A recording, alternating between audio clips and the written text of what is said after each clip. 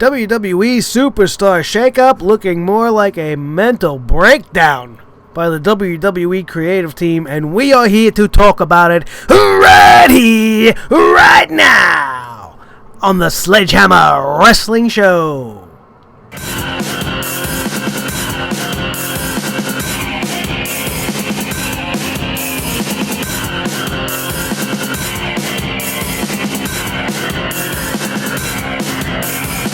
Sledgehammer Wrestling Show.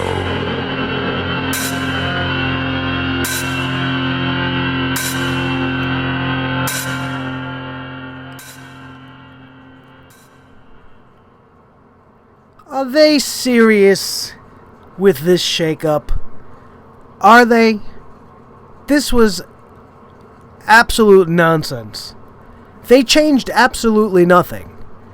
And we're going to go over it one step at a time. Hey yo, and what's up everybody? I am Nick Nightmare. Welcome back to the Sledgehammer Wrestling Show, which we should call the Sickhammer Wrestling Show. As you can tell, I am a little bit under the weather. I have a little bit of a cold, but I am here tonight to bring you the news as we always do, right here on Sledgehammer TV. Don't forget to hit that thumbs up and subscribe. It's the little red square thing. It says the word subscribe in it. I don't mean to sound condescending, but it's come to my attention that some people are not aware how to subscribe.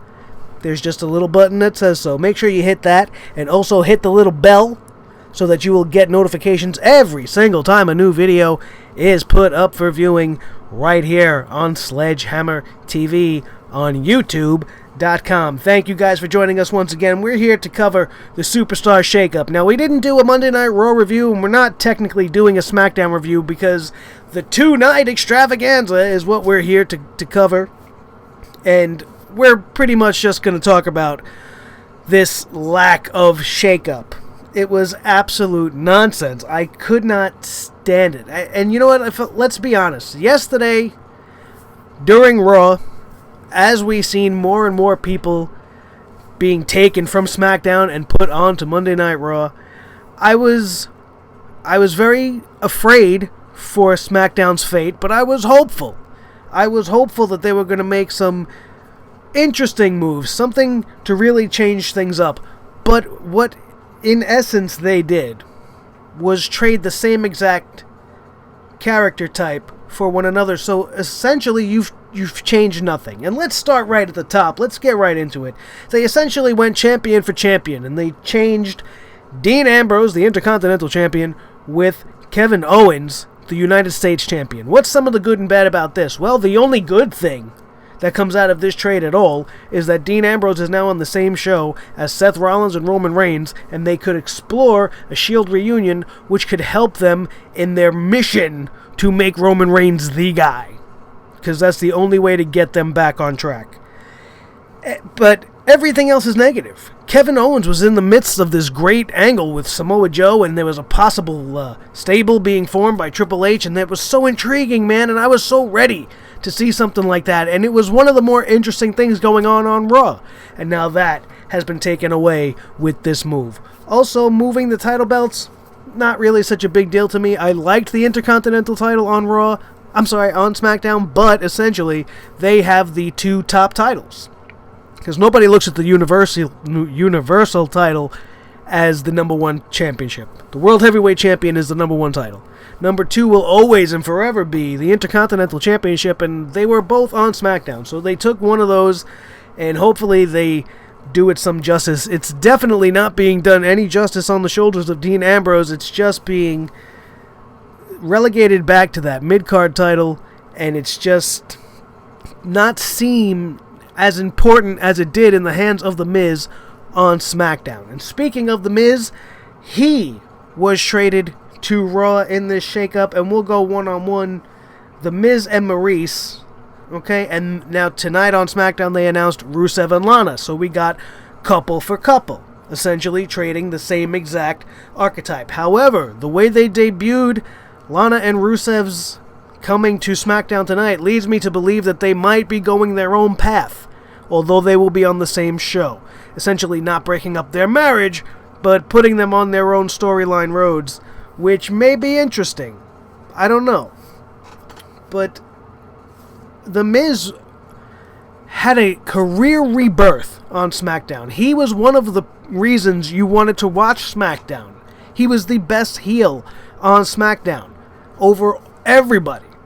And they took him and brought him to Raw. I don't know if he's going to be used the same way. I'm afraid. I'm afraid of the Raw creative team, and I don't have faith in them to book anybody correctly. And the shows that we got last night and tonight are clear examples of that. We had a couple of decent matches, and like I said, we're not going to get too much into that, but essentially the shows were garbage. They were the normal WWE garbage. It didn't get me excited as far as what the future is going to bring, and moving The Miz was a bad move. Rusev's move, essentially, I don't mind. I think Rusev needs something to be shaken up. Rusev and Lana as well could be good for the two of them. Not too upset with that. Not as upset with that as I am The Miz and Maurice moving to Raw. Next, we're going to go right at the top of the women's division as they essentially traded heel champion for heel champion. We got Alexa Bliss sent to Raw last night, much to my dismay. I liked her on SmackDown, but I look forward to her taking over the women's division on Monday Night Raw. And Charlotte going to SmackDown, I guess the same could be said. She needs something fresh to erase all the Sasha and Bayley from our mind, and maybe we'll get some interesting stuff. But like I said, essentially changed nothing. The only thing that changed was the height of the heel. You got a 6-foot blonde now instead of a 5-foot blonde. Otherwise, same exact thing. But it's a different face, and putting her in the midst of the new women's division might do it justice. But since we're talking about the girls, let's go down the other two. We already discussed Lana being sent to SmackDown, and the other being Tamina. So, SmackDown gets Charlotte Flair, Lana, an unproven Lana, and Tamina, who for some reason is forever rejected by the WWE Universe, regardless of who her father is and what her family lineage is. The fans just don't get behind Tamina. I don't know why. She's a fantastic talent, and I hope that she has finally a decent run in this incarnation and this appearance on SmackDown Live. And Raw got Maurice, Alexa Bliss, and Mickie James. By far not a fair trade at all. Raw comes out on the high end of the stick. They got a 6-time Women's Champion in Mickie James. They got the 2-time SmackDown Women's Champion, Alexa Bliss, and a former Divas Champion in Maurice. What has Tamina done? Not much. What has Lana done? Absolutely nothing. The only good thing they got in the women's division being the Queen, Charlotte. But we'll have to see. Hopefully these moves will bring forth new superstars. Maybe Lana's ready. I have not seen anything of her since she was in the ring for those 3 seconds when she was in WrestleMania last time. I don't even remember if it was, I think it was 30. Or whatever WrestleMania it was. And it didn't look good then. But a lot of time has passed since then, so let's see where that goes. The next move I want to talk about, which is the most ridiculous move, because essentially you traded Luchador for Luchador, and you sent Kalisto to Raw and Sin Cara to SmackDown.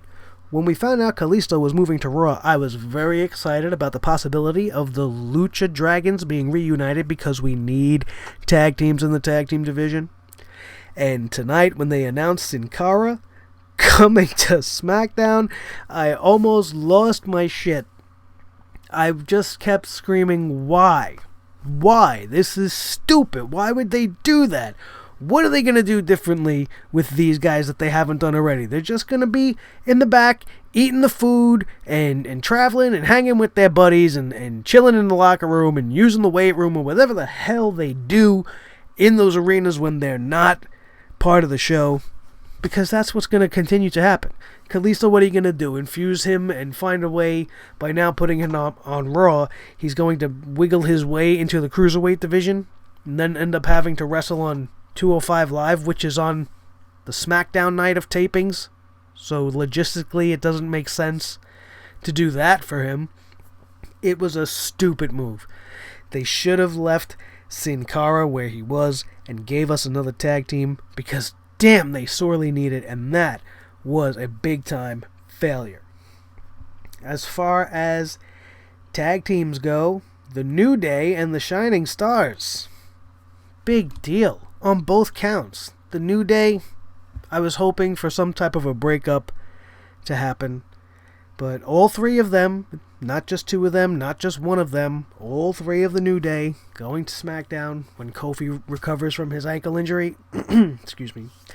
And the Shining Stars, nobody cares about the Shining Stars. What they did tonight maybe could lead into something. They might be able to build them. I don't know. The only thing that can save the Shining Stars is if they sign Carlito and bring him back in and have him lead the Shining Stars in some kind of a Caribbean cool faction, because factions are the way to go. We talk about them here all the time. We love that.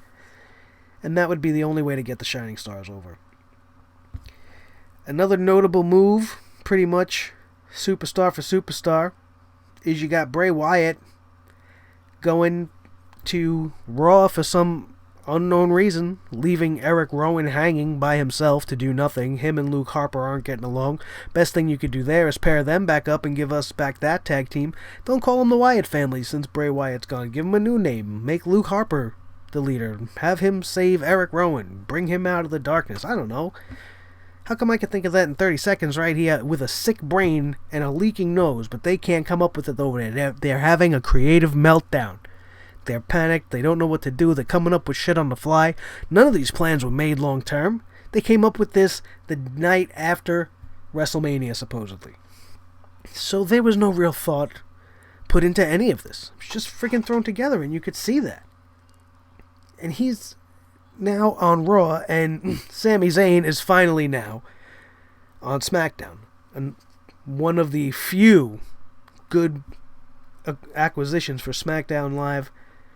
And other than that, the oddball out, because there was 11 superstars that went to Raw and 12 that went to SmackDown, but that's because SmackDown got 2 tag teams.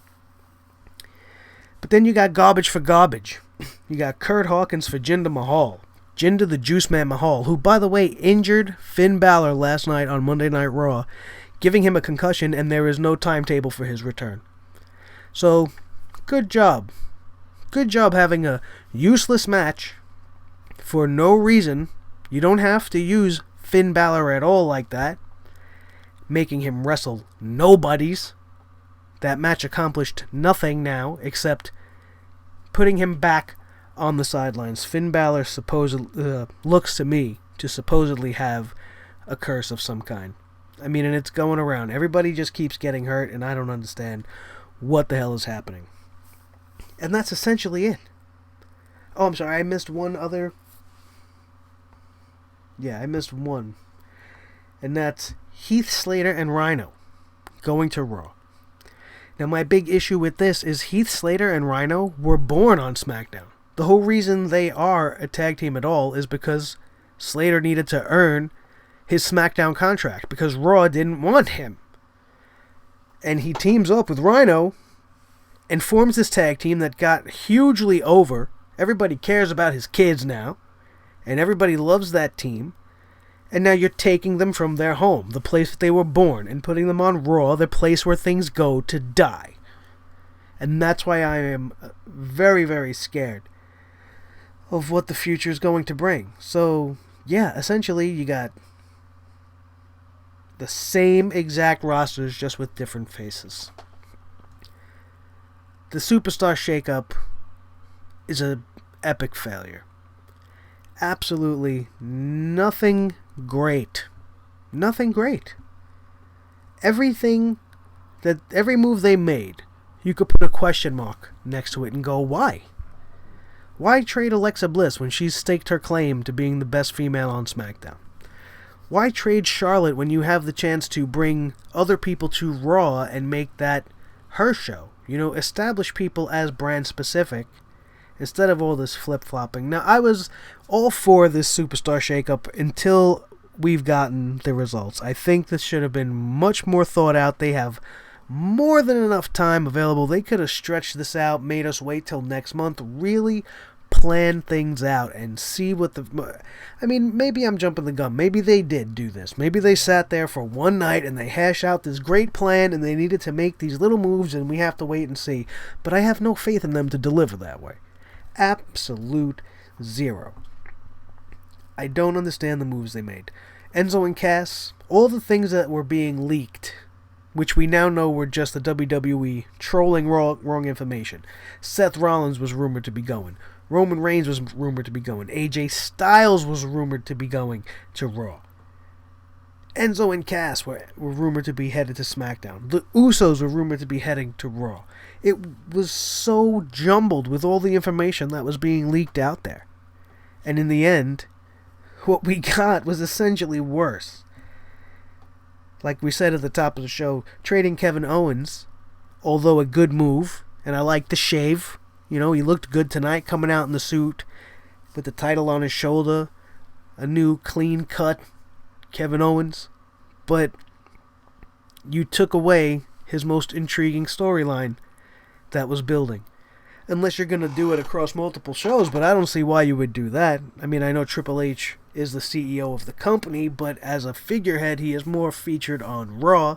We never really see him on SmackDown, unless that's about to change, and he's looking to take over both shows, and I don't know. I'm overthinking it, and it's anything that I can say to you right now is going to be infinitely better than the shit that they've been throwing at us and what they came up with. Let me know what you guys think. Leave a comment down below. What are some of the moves that you liked? What did you not like? What am I wrong about? Let me know. I don't mind hearing from you guys. Don't forget to be interactive. Be part of the show. Let me know what you think. Right down there in the comments. And while you're down there, hit the little thumbs up guy. And like I said at the beginning, don't forget to subscribe. Please. It would be much appreciated. Even, if not just to say thank you. Because I feel like shit. I look like shit. It's obvious. I could see the camera. I know what I look like. I know what I sound like. I'm not deaf. But you're here and I'm here and I'm doing my best. So little thumbs up would be appreciated. And that's pretty much it for the shake-up, you guys. As far as the shows, like I said, there was nothing special about any of the shows. The main events, both nights, made no sense. If you take a look back, hindsight now, essentially everybody that lost on Monday Night Raw was sent to SmackDown tonight. With the exception, I think, of Sami Zayn. I believe he won last night, but I was a little bit too much in a fog to remember. And I'm not going to pull up the results right here. Because it's just not worth it. I don't remember anything big happening other than, last night, Alexa and Mickey coming, that was a big moment. The tag team match, of course, with the Hardys was fantastic. But I almost feel like I can't enjoy the Hardys yet because of all the legal bullshit that's going on and the fact that they can't go full force with the broken gimmick. But I'm kind of glad because it forces them to almost do what I suggested. And at some point during this run as the Hardy Boys, he's going to flip out. And he's going to tell Jeff, I can't do this nonsense anymore. I'm pretending the best I can, but I'm still who I am in my vessel. And all that nonsense. I sound absolutely ridiculous. I'm not going to do that again. So, in the interest of keeping things short and the fact that I feel absolutely crappy, and the shows this week were absolutely crappy, and the shake-up was a flop with a capital F. And you know what else starts with a capital F? And they can take that one right to the bank. Thank you guys so much for joining us tonight. I promise to be feeling better next time. I don't know what the next show is going to be. Don't forget to check out some of the other stuff that went up this week. I'll report on what happened with Mauro Ranallo and my shoot on JBL because I let him have it. Because he deserves it because he's an asshole. And that's the bottom line. Because Nick Nightmare said so. I am Nick Nightmare. This is Blue, the Snowball Microphone, thanking you as always for being here once again. And I am Matty!